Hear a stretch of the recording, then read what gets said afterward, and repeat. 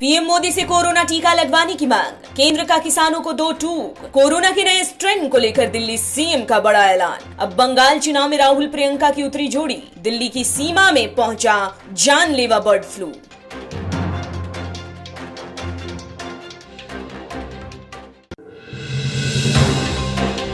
देश में जल्द आने वाले कोरोना वैक्सीन को लेकर राष्ट्रीय जनता दल के नेता और पूर्व मंत्री तेज प्रताप यादव ने पीएम मोदी पर निशाना साधते हुए कहा कि कोरोना की वैक्सीन का टीका सबसे पहले खुद पीएम नरेंद्र मोदी लगवाएं, उसके बाद हम टीका लगवाएंगे। इससे पहले भी कई नेताओं ने वैक्सीन की विश्वसनीयता को लेकर सवाल उठाते हुए कहा था कि उन्हें बीजेपी पर भरोसा नहीं है, प्रीमेच्योर वैक्सीनेशन खतरनाक हो सकता है। बता दें कि केंद्र सरकार ने भारत की 2 कोरोना वैक्सीन को मंजूरी दे दी है, जो जल्द अस्पतालों तक पहुंचने वाली है। आज किसानों और केंद्र के बीच नवे चरण की बैठक में भी केंद्र और किसान दोनों अपनी जिद पर अड़े रहे, जिसके बाद बैठक में सरकार ने एक बार फिर साफ कर दिया कि किसी भी हालत में केंद्र कृषि कानूनों को वापस नहीं लेगी। कृषि मंत्री ने कहा, कानून पूरे देश के लिए है, न कि किसी राज्य के लिए। कुछ किसान भले ही इसके खिलाफ खड़े हों, लेकिन बहुत से किसान हैं जो इसका समर्थन कर रहे हैं। अगर किसान नेता किसानों का भला चाहते हैं तो किसान आंदोलन को खत्म कर देना चाहिए। दिल्ली के सीएम अरविंद केजरीवाल ने ब्रिटेन से आए कोरोना के नए स्ट्रेन को लेकर बड़ा बयान देते हुए कहा कि ब्रिटेन से आने वाले जो यात्रियों का कोरोना टेस्ट होगा और चाहे कोई संक्रमित पाया जाए या नहीं, सभी को 7 दिनों की क्वारंटीन में रखा जाएगा। साथ ही ब्रिटेन से दिल्ली आने वाले सभी यात्रियों को RT-PCR जांच अपने ही खर्चे पर करानी होगी। इसमें दिल्ली सरकार की कोई भूमिका नहीं होगी। आपको बता दें कि चंद शर्तों के साथ भारत और ब्रिटेन के बीच फिर से आवाजाही शुरू कर दी गई है। देश के कई राज्यों में अपना आतंक मचाने के बाद अब बर्ड फ्लू राजधानी दिल्ली में भी दस्तक दे चुका है। दिल्ली के मयूर विहार फेज 3 इलाके में एक दिन में 40 से 50 कौवों के मरने की खबर है। कौवों के मरने का वीडियो वायरल होने के बाद दिल्ली सरकार के स्वास्थ्य विभाग की टीम ने तुरंत संज्ञान लिया। मृत कौवों के सैंपल भेजे गए जालंधर लैब। रिपोर्ट आने पर होगी आगे की कार्रवाई। सूत्रों की माने तो दिल्ली में अब तक 100 से ज्यादा कौवों की हो चुकी है मौत।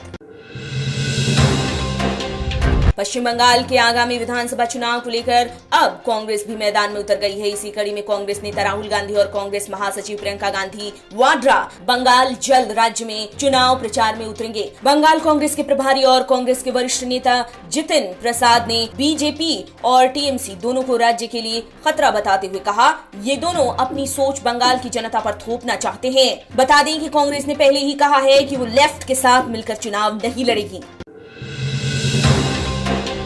कांग्रेस के पूर्व अध्यक्ष राहुल गांधी ने कृषि कानूनों को लेकर एक बार फिर से वीडियो जारी कर पीएम मोदी को घेरते हुए कहा कि केवल कुछ अपने पूंजीपति मित्रों के फायदे के लिए देश के अन्नदाता के साथ विश्वासघात किया है। किसान अपनी बात कह चुके हैं, अब हमें उनका समर्थन करना है। किसानों के साथ खड़े होना हमारा पहला कर्तव्य है। बता दें कि किसान के लिए बोलें भारत अभियान के तहत राहुल गांधी ने किया है ट्वीट। राहुल गांधी लगातार कृषि कानून को वापस लेने की मांग कर रहे हैं।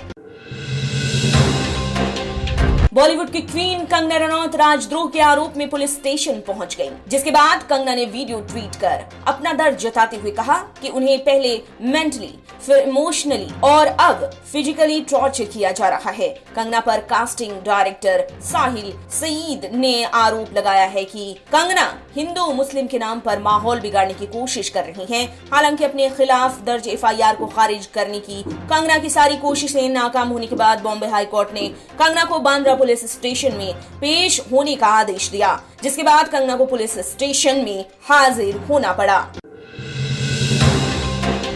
मुंबई हमले के मास्टरमाइंड और लश्कर-ए तैयबा के कमांडर जकीउर रहमान लखवी को आखिरकार इस हमले के 12 साल बीत जाने के बाद पाकिस्तान की अदालत ने 15 साल की सजा सुनाई। लखवी आतंकवादी गतिविधियों के लिए टेरर फंडिंग करने के मामले में सजा हुई है। पाकिस्तान के आतंकवाद निरोधक विभाग के मुताबिक लखवी ने पाकिस्तान में आतंकवाद को बढ़ावा दिया है और आतंकियों को आर्थिक मदद भी की है। इसी मामले में लखवी को 15 सालों की सजा हुई है। बता दें कि मुंबई हमले के बाद संयुक्त राष्ट्र ने दिसंबर 2008 में लखवी को वैश्विक आतंकवादी घोषित कर दिया था।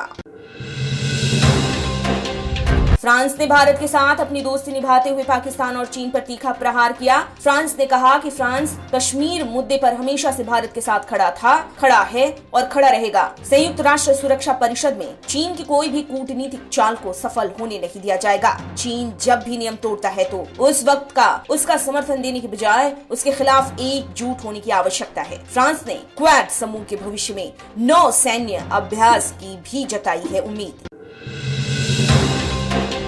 ताइवान और चीन के बीच विवादपूर्ण होते रिश्तों के बीच अमेरिकी राजदूत केली क्राफ्ट अगले हफ्ते ताइवान दौरे पर जाने वाली हैं, जिसके बाद चीन ने अमेरिका का चेतावनी देते हुए कहा कि चीन अमेरिका को आगाह कर रहा है कि वो आग से न खेले वरना वो खुद जल जाएगा। बता दें कि अमेरिकी राजदूत के ताइवान दौरे के पीछे चीन को दी जाने वाली चुनौती है, जिसमें अमेरिका ने साफ कहा वो भी देखना चाहता है कि चीन क्या कर सकता है।